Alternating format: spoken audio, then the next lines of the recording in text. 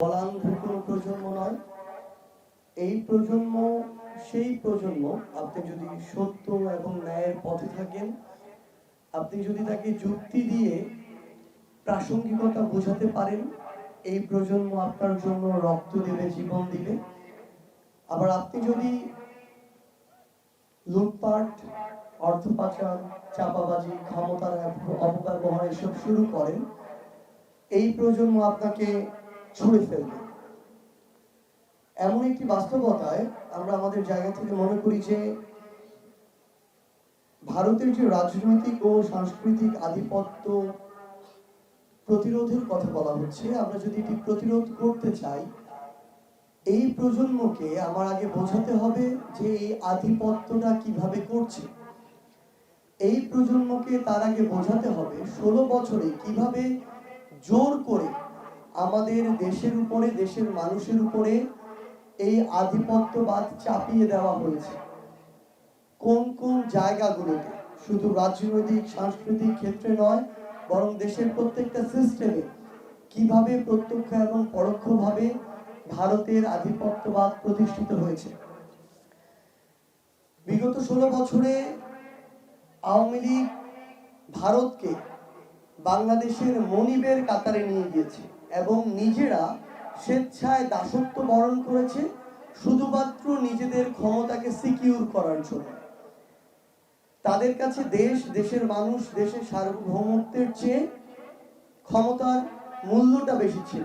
যে কোনো মূল্যে তারা ক্ষমতায় থাকতে চেয়েছিল, যার একটা প্রমাণ কিছুদিন আগে খুনি শেখ হাসিনা তার একটা অডিও রেকর্ডে নিজেই দিয়েছেন। খুনি শেখ হাসিনা তার একটা অডিও রেকর্ডে বলছেন, যেহেতু আমার বিরুদ্ধে 227টি খুনের মামলা হয়েছে, তাই 227টি খুন তো করাই যায়। অর্থাৎ এই রক্ত পিপাসু খুনের পিপাসা এখনো শেষ হয়নি। যেখানে খুনির বিরুদ্ধে অন্তত 2000 খুনের মামলা হওয়ার কথা ছিল, মাত্র 227টি হয়েছে। সেখানে এই খুনি আরো বিন্দুমাত্র অনুশোচনা না করে খুনের কথা মুখে নিয়ে আসছে। এই খুনি গণভবনে তার রুমে তার পরিবারের যে সদস্যরা 15ই আগস্টে নিহত হয়েছেন তাদের ছবি রাখত, যেন প্রতি রাতে ঘুমানোর সময় এবং প্রতিদিন সকালে ঘুম থেকে উঠে তার এই খুনের পিপাসা, নিজের ভিতরের যে ক্রোধ, রাগ, এগুলো যেন জীবন্ত থাকে এবং মানুষের উপরে, তার মতের বাইরে যারা যায় তাদের বিরুদ্ধে যেন এটা জাহির করতে পারে। আমরা বিগত 16 বছরে এই বাংলাদেশে আওয়ামী লীগ প্রতিষ্ঠা করেছে, বাংলাদেশের স্বাধীনতা ভারত এনে দিয়েছে বাংলাদেশকে। এবং যা আমরা কিছুদিন আগে 16ই ডিসেম্বরে ভারতের প্রধানমন্ত্রী মোদি এবং রাষ্ট্রপতির ফেসবুক পোস্টে, টুইটার পোস্টে আমরা দেখেছি, তারা বাংলাদেশের স্বাধীনতাকে, বাংলাদেশের মুক্তিযুদ্ধকে ভারত পাকিস্তানের যুদ্ধ হিসেবে প্রেজেন্ট করছে। অর্থাৎ তারা ভিতরে ভিতরে যে বিষয়টা এতদিন বিশ্বাস করত, এই বিষয়টা তারা এখন প্রকাশ করছে এবং এতদিন পরোক্ষভাবে এবং অনেক ক্ষেত্রে প্রত্যক্ষভাবে বাংলাদেশের উপরে এই বিশ্বাসটা চাপিয়ে দেওয়ার চেষ্টা করা হয়েছে। আমাদের এখন কাজ হচ্ছে এই যে আমাদের তরুণ প্রজন্ম, যারা নতুন যে কোনো যুক্তি, তথ্য নেয়ার জন্য সবসময় প্রস্তুত, ভালোকে গ্রহণ করার জন্য, খারাপকে ছুঁড়ে ফেলার জন্য, তাদেরকে আসলে বোঝাতে হবে যে একটা দেশ কোনোদিন দুইটা দেশের মধ্যে এমনি এমনি চলে আসে না। একটা দেশ কখনো আন্তর্জাতিক রাজনীতিতে এতটা উদার হয় না যে দুইটা দেশের যুদ্ধের মাঝখানে নিজে অংশগ্রহণ করবে। কারণ একটা যুদ্ধে যে কেউ অংশগ্রহণ করুক না কেন, হারুক অথবা জিতুক, তার সামরিক কিংবা তার সৈনিকের দিক থেকে হোক, রাষ্ট্রের দিক থেকে হোক, অর্থনৈতিক দিক থেকে হোক, তার ক্ষতিগ্রস্ত হওয়ার সম্ভাবনা অবশ্যই থাকবে। হয়তো যে হারবে তার বেশি, যে জিতবে তার কম, কিন্তু ক্ষতিগ্রস্ত হবে। তো এত বড় একটা দেশ এমনি এমনি বাংলাদেশের এই মুক্তিযুদ্ধে শেষ সময় গিয়ে বাংলাদেশের সাথে অংশগ্রহণ করেনি। আমার এই তরুণ প্রজন্মকে বোঝাতে হবে কিভাবে নিজের যে প্রতিদ্বন্দ্বী রাষ্ট্র পাকিস্তান, সেই পাকিস্তানকে দ্বিখণ্ডিত করার যে সবচেয়ে বড় অন্তর্নিহিত ইচ্ছা, সেই ইচ্ছার বহিঃপ্রকাশ 1971 সালে ভারত করেছে। আমাদের এই তরুণ প্রজন্মকে বোঝাতে হবে যে শুধুমাত্র বাংলাদেশের মানুষের জন্য নয়, বরং নিজের সেভেন সিস্টার্সকে সেভ করার জন্য কিভাবে ভারত এই মুক্তিযুদ্ধে অংশগ্রহণ করেছে। যেই সেভেন সিস্টার্স 71-এর আগে তাদের ভিতরের যে কালচার, মতপার্থক্য, বিভিন্ন ধরনের পরিবেশ পরিস্থিতির কারণে প্রায় বিদ্রোহের মধ্যে থাকতো, ওই সেভেন সিস্টার সংলগ্ন যখন পাকিস্তানের একটি বড় অংশ ছিল, তখন ভারত এটার ভয় পেত যে কখন আমি না দ্বিখণ্ডিত হয়ে যাই। সেই ভারত এটার ভয় থাকতো যে আমার বাংলাদেশের এখন তিন পাশে যেমন ভারত, একইভাবে ভারতের তিন পাশেও এই ভূখণ্ডের বাংলাদেশ আছে। আবার এই ভূখণ্ডের সাথে এক পাশে আমার মিয়ানমার, উপরে নেপাল, ভুটান, পাশে আমার চীন। ভারতের মনে তখন এই ভয়টা এবং এই স্বার্থটা সবচেয়ে বেশি ছিল যে এখন যদি এই সুযোগে আমি পাকিস্তানকে দ্বিখণ্ডিত না করতে পারি, কিংবা এই সহযোগিতাটুকু না করে আমি আমার নিজের সার্বভৌমত্ব রক্ষা করতে পারি, তাহলে কখন না আমি দ্বিখণ্ডিত হই। তো তারা যখন নিজের সার্বভৌমত্ব রক্ষার জন্য এই যুদ্ধে আসলো, তখন এই বাংলাদেশের সবচেয়ে বড় থ্রেটের সম্মুখীন হলো আমাদের সার্বভৌমত্ব। এবং সেই থ্রেট 1971 থেকে শুরু করে এই 24-এর অভ্যুত্থান পরবর্তী সময়ে প্রত্যক্ষ এবং পরোক্ষভাবে ছিল। আমাদের এই তরুণ প্রজন্মকে বোঝাতে হবে যে 71-এর পূর্বে এবং পরে আন্তর্জাতিক যে আমাদের রাজনৈতিক পরাশক্তিগুলো, তাদের যে লবিংগুলো, সেখানে ভারতের সাথে রাশিয়ার কথা বলি, আমরা পাকিস্তানের সাথে চায়না, আমেরিকার কথা বলি, কিংবা আমরা সাউথ এশিয়ার যে অন্তর্নিহিত যে আমাদের রাজনীতিগুলো ছিল, যে বিভিন্ন গ্রুপগুলো ছিল, এগুলোতে নিজের যে ক্ষমতা সেটি টিকিয়ে রাখার জন্য ভারত কিভাবে এখানে অংশগ্রহণ করেছে, এবং সেটি সেই স্বার্থগুলো না থাকলে ভারত যে এই মুক্তিযুদ্ধে অংশগ্রহণ করতো না, এগুলো আমাদের তরুণ প্রজন্মের সামনে তুলে ধরতে হবে।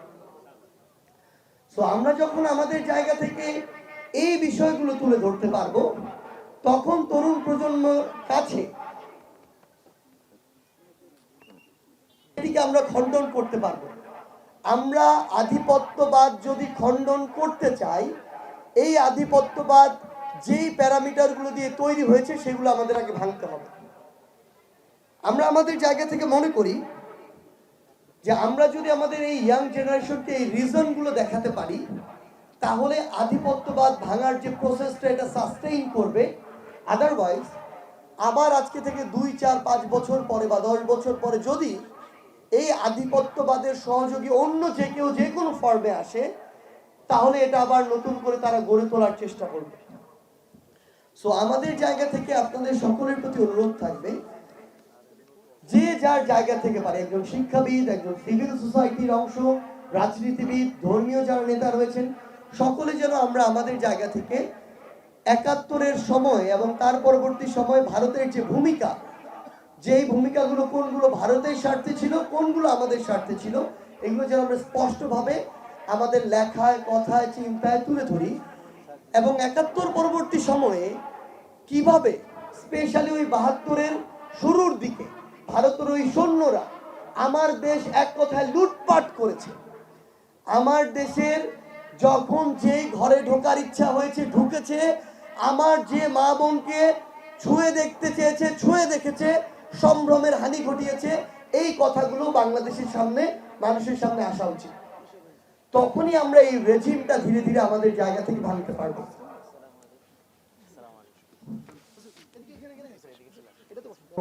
বিভাগ হচ্ছে চট্টগ্রাম। কারণ এ পর্যন্ত এই অভ্যুত্থান পরবর্তী সময়ে চট্টগ্রাম নিয়ে যেই কয়েক আঙ্গিকে অপচেষ্টা চালানো যায়, সেই চেষ্টাগুলোর কিছু নমুনা কিন্তু আমরা দেখেছি। চট্টগ্রাম নিয়ে অপচেষ্টা দেখানো যেতে পারে আমাদের যে সমুদ্র বন্দর রয়েছে এটি থেকে, এই অপচেষ্টা করা যেতে পারে আমাদের পার্বত্য চট্টগ্রাম নিয়ে, এই অপচেষ্টা করা যেতে পারে পার্বত্য চট্টগ্রামে কয়েকভাবে। একটা হচ্ছে ভূমির দিক থেকে, আরেকটা হচ্ছে আমাদের বাঙালি এবং আমাদের যে পাহাড়ি ভাই বোনরা রয়েছে তাদের মধ্যে বিভাজনকে উস্কে দিয়ে। হতে পারে আমাদের চট্টগ্রামে যেহেতু যে কোনো দিক থেকে চিন্তা করি না কেন, বিভিন্ন ধর্মের গুরুত্বপূর্ণ স্থাপনা রয়েছে, সেই ধর্মীয় যে সেন্টিমেন্টগুলো যেমন মুসলিম অমুসলিম সেন্টিমেন্ট কিংবা ধর্মীয় আমাদের যে সাধারণ আমাদের যে নীতি নৈতিকতা মূল্যবোধ চিন্তা ভাবনা, এটার সাথে একটা এক্সট্রিমিস্ট গ্রুপও আবার আমাদের কিছু কিছু জায়গায় বিভিন্ন ধর্মের আমরা লক্ষ্য করছি, তাদের মধ্যে কনফ্লিক্ট ক্রিয়েট করে যেই চেষ্টাগুলো ইতিমধ্যেই আমরা অভ্যুত্থান পরবর্তী সময়ে পার্বত্য চট্টগ্রামে দেখেছি, সেখানে একটি অস্বস্তিকর পরিবেশ তৈরি হয়েছিল। আমাদের ভাই আলিফকে আমরা হারিয়েছি এবং তার পরবর্তী দিনে যেই অনাকাঙ্ক্ষিত ঘটনা, ওই খুনি এবং ফ্যাসিস্টরা নীল নকশা করে এই ঘটনা ঘটিয়েছে, সেটা কিন্তু আমরা ধৈর্যের পরিচয় দিয়ে ঐক্যবদ্ধভাবে প্রতিহত করেছি। তো সবচেয়ে গুরুত্বপূর্ণ বিষয় হচ্ছে এই স্ট্র্যাটেজিক এবং কৌশলগত জায়গা থেকে চট্টগ্রাম বিভাগ এবং এই চট্টগ্রাম বিভাগের আপনারা যারা এখানে রয়েছেন প্রতিনিধি, আপনাদের ভূমিকাটা অনেক বেশি গুরুত্বপূর্ণ। কারণ আমরা আমাদের জায়গা থেকে মনে করি ভূ রাজনৈতিকভাবে চট্টগ্রামকে যদি আমরা নিরাপদ রাখতে পারি, আমরা বাংলাদেশকে নিরাপদ রাখতে পারি। সেই জায়গায় অন্তত যখন আমার সার্বভৌমত্বের প্রশ্ন আসবে, যখন আমার রাষ্ট্রকে নিয়ে ষড়যন্ত্রের প্রশ্ন আসবে, তখন যেন আমরা দল মত ধর্ম বর্ণ সবকিছু নির্বিশেষে ঐক্যবদ্ধ থাকি, এই আহ্বানটি আমাদের জায়গা থেকে থাকবে। আমাদের জায়গা থেকে ভারতের একটি গুরুত্বপূর্ণ বিষয় নিয়ে আলোচনা করা দরকার, সাংস্কৃতিক যে আগ্রাসন আধিপত্য। ভারত এই বাংলাদেশে বিগত বছরগুলোতে প্রত্যেকটি জায়গায় যে আগ্রাসনগুলো চালিয়েছিল, এর মধ্যে সবচেয়ে হিংস্র এবং গুরুত্বপূর্ণ একটি আগ্রাসন হচ্ছে সাংস্কৃতিক আগ্রাসন। কারণ আমরা যা, এটাই কিন্তু আমাদের সংস্কৃতি। আমরা যেভাবে খাই, চলি, পড়ি, পোশাক পরি, কথা বলি, এই বিষয়গুলো আমাদের সংস্কৃতির অন্তর্ভুক্ত। আপনারা দেখবেন আমাদের মায়েরা বোনেরা বাসায় বসে বসে টিভি সিরিয়াল দেখে। বাংলাদেশে যে বিদেশি চ্যানেলগুলো 90%-এর অধিক হচ্ছে ভারতীয় চ্যানেল। আপনি একইভাবে বিপরীত ক্রমে দেখেন, ভারতে বাংলাদেশের একটি চ্যানেলও তারা প্রচার করতে দেয় না। এখন আমরা আমাদের পারিবারিক যে মূল্যবোধ, মেলামেশা, সম্পর্ক, এগুলোতে ধীরে ধীরে ফাটল দেখি, ভাঙন দেখি। আপনি দেখবেন ওই স্টার জলসা থেকে শুরু করে স্টার প্লাস যত চ্যানেল রয়েছে, এখানে যত পারিবারিক শো দেখানো হয়, এগুলো পারিবারিক শো নয়, এগুলো হচ্ছে পারিবারিক শো এর নামে পারিবারিক দ্বন্দ্ব, কলহ, বিশৃঙ্খলা, গুটিবাজি, কুটনামি এসব দেখানো হয়। এবং এই জিনিসগুলো প্রত্যেকটি পরিবারে আমাদের চিন্তা ভাবনা যত ভালোই হোক না কেন, ধীরে ধীরে আমাদের মনস্তত্ত্বে প্রভাব ফেলে। আমার সম্পর্কে কাউকে যখন একটা কথা একবার বলা হয়, তার সাথে আমার সম্পর্ক যত ভালোই থাকুক না কেন, একবারে প্রভাবিত না হলে যখন এটা 10 বার, 20 বার, 50 বার বলা হয়, বছরের পর বছর ধরে বলা হয়, এটা আমার মনস্তত্ত্বে প্রভাব ফেলে। এই প্রভাবটা বিগত 16 বছরে কালচারাল উইং ভারত আওয়ামী লীগের মাধ্যমে বাংলাদেশে এস্টাবলিশ করেছে। সো আমাদের এখন গুরুত্বপূর্ণ দায়িত্ব হচ্ছে বাংলাদেশের যে কালচার, বাঙালি হিসেবে আমাদের যে কালচার, বাংলাদেশি হিসেবে নাগরিক হিসেবে আমাদের যে কালচার, এই কালচারটুকুকে সংরক্ষণ করে যেগুলো অপসংস্কৃতির নামে যে সকল আধিপত্য আমাদের উপরে চাপিয়ে দেওয়া হয়েছে, ধীরে ধীরে নিজেদেরকে সেগুলো থেকে মুক্ত করা।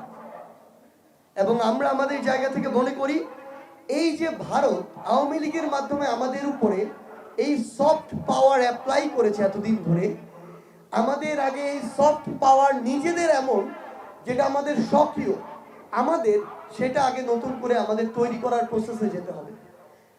এমন অনেক মানুষ রয়েছে যারা মুভি দেখে, এই মুভিকে এতদিনে এই মুভিগুলোতে ভারতের আধিপত্য দেখানো হয়েছে, বাংলাদেশের মুক্তিযুদ্ধে ভারতের বিশাল বড় সংগ্রামের ইতিহাস দেখানো হয়েছে। যারা ওই মুভির অডিয়েন্স, তাদেরকে কিন্তু আমরা আমাদের জায়গা থেকে অন্য একটা কালচার, ধরেন কবিতা আবৃত্তি দিয়ে তাদের কাছে পৌঁছাতে পারবো না। সো আমাদের তাদের জন্য ওই ধরনের একটা মুভি তৈরি করতে হবে, যেখানে দেখানো হবে যে তারা আসলে কিভাবে আমাদের উপরে আধিপত্যবাদ প্রতিষ্ঠা করেছে কিছু মিথ্যা ভিত্তির উপরে দাঁড়িয়ে। সো আমাদের এই কালচারের যে প্রত্যেকটি উইং, আমরা যেন আমাদের জায়গা থেকে এখন থেকে এই কাজগুলো করি। আমরা যেন আমাদের ইয়াং জেনারেশনের কাছে সহজ ভাষায় বইয়ের মাধ্যমে হোক, কোনো একটা মুভির মাধ্যমে হোক, কোনো একটা নাটকের মাধ্যমে হোক, বড় একটা ওয়াজ মাহফিলের মাধ্যমে হোক, এরকম আলোচনা গোল টেবিল বৈঠকের মাধ্যমে হোক, যেই অডিয়েন্স যেই জায়গাটাকে গ্রহণ করবে, যেভাবে গ্রহণ করবে, সেই উইংগুলোতে যেন কাজ করা শুরু করি। আমরা মনে করি আগামীর বাংলাদেশের জন্য এবং বাংলাদেশের সার্বভৌমত্ব রক্ষায় ইয়াং জেনারেশনকে ইউনাইটেড করার জন্য, মোটিভেট করার জন্য এটা অনেক বড় একটা ইনভেস্টমেন্ট।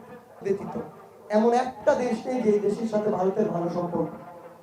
একটা, নেপাল বলি, ভারত বলি, মিয়ানমার বলি, চায়না বলি, আমরা শ্রীলঙ্কা বলি, কোনো দেশের নেই। সেই জায়গা থেকে এতদিন আমাদেরকে যখন দাস করে রাখা হয়েছিল, তখন এটি আমরা হয়তো আমাদের জায়গা থেকে মেনটেন করেছি, কিন্তু এটা থেকে, এই শেকল থেকে আমরা এখন বের হয়ে আসতে চাই। এবং আমরা শুধু ভারতকে স্পষ্ট একটা মেসেজ দিতে চাই, যেই খুনি শেখ হাসিনা 2000 মানুষকে খুন করেছে, যেই খুনি হাসিনাকে বাংলাদেশের মানুষ উৎখাত করেছে, বিতাড়িত করেছে, তাকে আশ্রয় দিয়ে পুরো বাংলাদেশের মানুষের সেন্টিমেন্টের বিপক্ষে আপনারা অবস্থান করছেন। এটা আপনাদের পররাষ্ট্রনীতির অনেক বড় একটা দুর্বলতা। আমরা মনে করি খুনি শেখ হাসিনার জায়গা যেখানে, বাংলাদেশের ওই বিচারের মঞ্চ, সেখানে তাকে পাঠানোর জন্য আপনারা ব্যবস্থা করুন।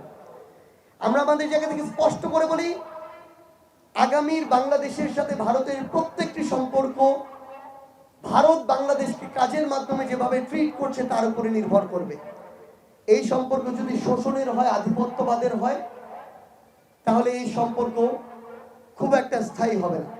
যদি এই সম্পর্ক সম্মানের হয়, সমতার হয়, সার্বভৌমত্ব বজায় রাখার হয়, তাহলে আগামী যে আমাদের সম্পর্ক, সেই সম্পর্ক টিকে থাকবে।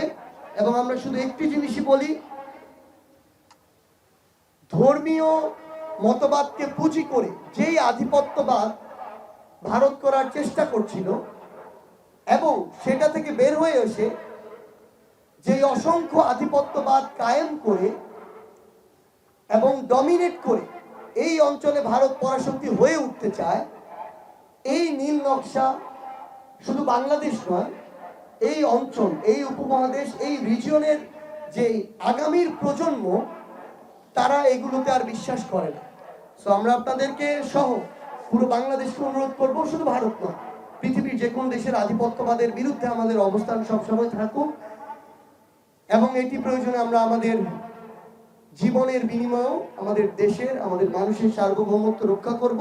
এবং আমরা বিশ্বাস করি ইসলামী আন্দোলন বাংলাদেশের মতো বাংলাদেশের প্রত্যেকটি রাজনৈতিক দল এবং প্ল্যাটফর্ম এই লড়াই ঐক্যবদ্ধভাবে লড়বে। আমরা যদি ঐক্যবদ্ধ থাকি, কেউ আমাদেরকে বিন্দুমাত্র টলাতে পারবে না।